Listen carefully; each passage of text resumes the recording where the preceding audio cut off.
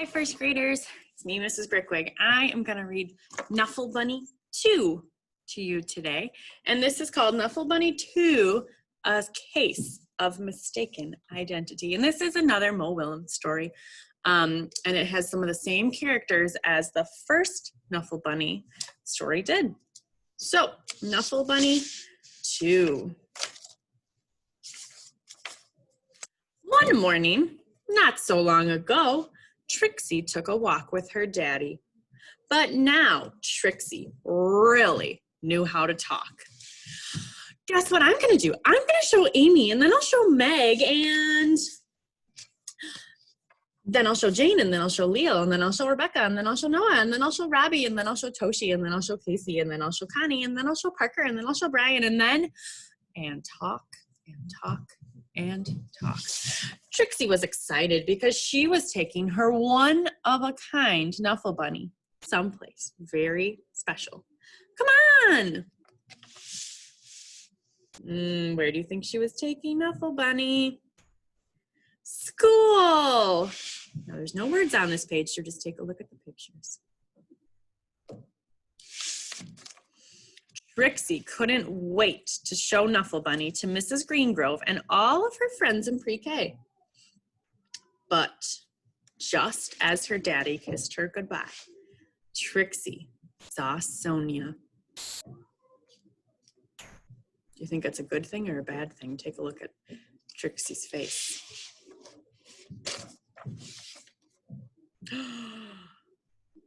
Dun-dun, dun-dun, dun-dun. Suddenly, Trixie's one-of-a-kind Knuffle Bunny wasn't so one-of-a-kind anymore. The morning did not go well. Knuffle Bunny, Knuffle Bunny, Knuffle Bunny, Knuffle Bunny. Take a look at those pictures. The afternoon was worse. Uh-oh, what happened here? When the school bell rang, Miss Greengrove returned to the Knuffle Bunnies. And the day got better. Then, before she knew it, it was time to go home. Trixie ate her dinner, devoured her dessert, brushed her teeth, and tried to escape the mommy and daddy robots from Planet Schnurp. At 1:30 bedtime, Trixie was tucked in, ready for sleep.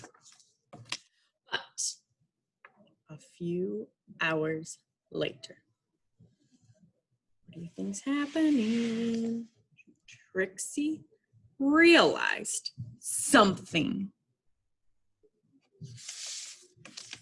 Trixie marched into her mommy and daddy's room and said, "That is not my bunny."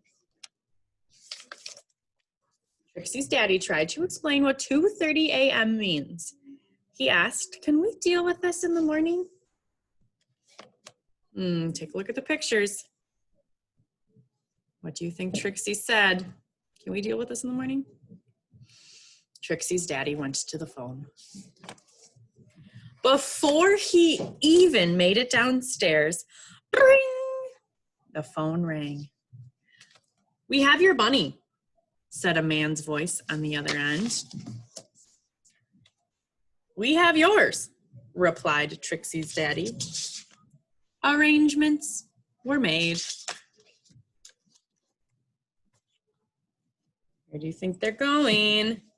Trixie and her daddy rushed across the neighborhood. Trixie did not want to be late. Neither did Sonia.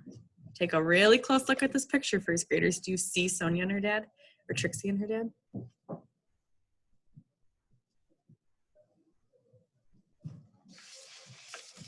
There was an exchange. And the Knuffle Bunnies were back where they belonged. "I was so worried about my bunny," said Sonia. "So was I," Trixie replied. Then they both said, "I'm glad you got your bunny back," at the exact same time.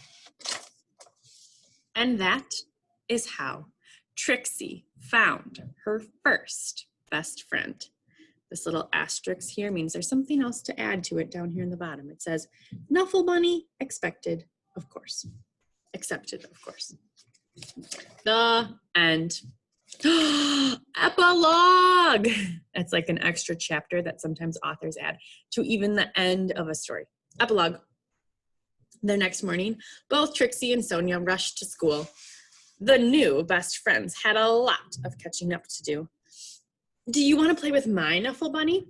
Sure, do you want to play with mine? And that is the true end of the story. Now, first graders, I have a question for you. If you were Trixie and you woke up in the middle of the night and realized what she realized, would you have done the same thing she did? Or would you have acted differently? And why? So really try to put yourself in the character's shoes, put yourself in Trixie's shoes, and see and think about if you would have done the same thing or not. Let us know.